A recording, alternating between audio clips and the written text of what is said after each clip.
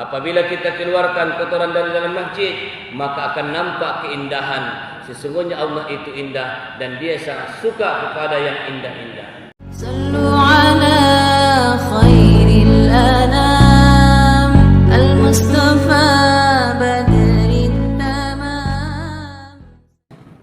Menek do inang tile, menek do perbuatan nai sangat kecil. Bahkan sampah yang kita ambil juga sangat kecil.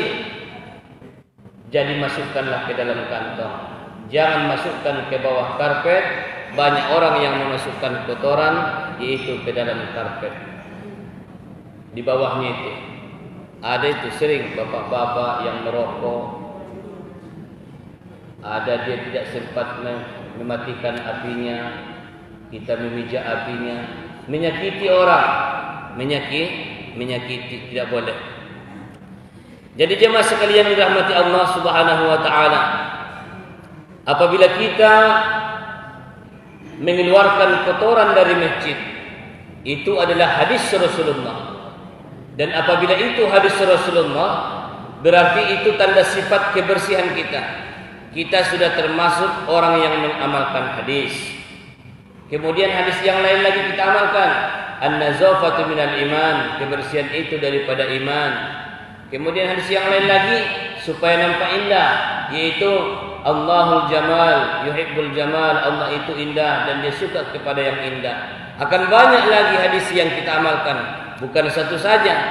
Apabila kita mengamalkan yang satu itu, maka rupanya kita telah banyak hikmah yang kita ambil, menambah kehusyukan orang dalam solat, menambah kebersihan masjid, membantu yaitu petugas masjid yang tadinya itu adalah ada petugasnya, tapi rupanya kita ambil alih, yaitu petugas masjid.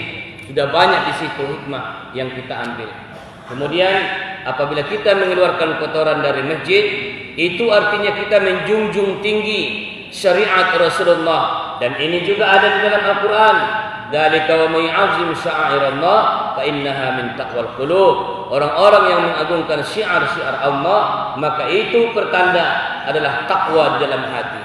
Kalau Anda ingin tahu apakah saya termasuk orang yang takwa, di saat Anda mau mengambil kotoran yang berwarna putih, itu salah satu ciri bahwasanya Anda termasuk orang yang takwa. Jadi ini termasuk ciri-ciri ketakwaan kepada Allah Subhanahu wa taala. Yang pertama tadi, siapa yang mengambil kotoran, maka dia akan disediakan Allah rumah baginya di dalam surga. Yang kedua, siapa yang mengambil kotoran, itu berarti dia telah bersifat bersih. Orang yang bersih adalah termasuk daripada separuh iman.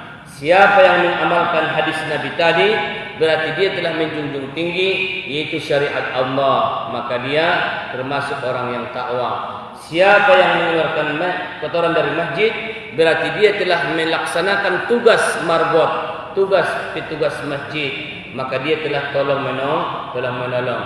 Apabila kita keluarkan kotoran dari dalam masjid, maka akan nampak keindahan. Sesungguhnya Allah itu indah dan Dia sangat suka kepada yang indah-indah. Masih banyak lagi hadis, hikmah dari hadis ini. Contohnya, apabila mengeluarkan kotoran dari dalam masjid, sudah Allah sediakan yaitu bagi kita rumah di dalam surga, berarti memasukkan kotoran sengaja ke dalam masjid termasuk juga dosa.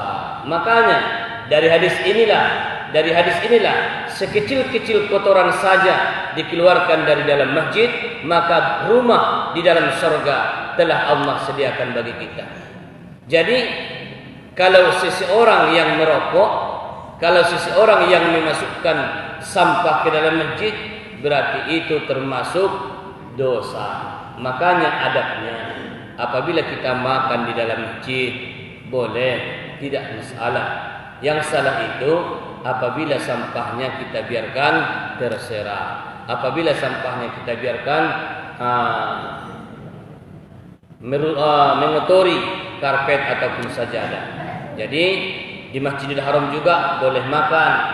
Di Masjidil Haram juga banyak makanan. Cuma kalau di masjid tidak boleh dimasukkan makanan yang sejenis dari daging. Kalau di Masjid Haram dan Masjid Nabawi. Kenapa? Karena mereka tidak dapat membedakan daging onta dan daging kerbau, dan daging lembu, dan daging kambing. Makanya tidak dibolehkan kalau ke Masjid Nabawi dan Masjid Haram. Kalau ke masjid kita ini boleh, asalkan kita bersihkan. Kenapa? Karena kita bermazhab Syafi'i.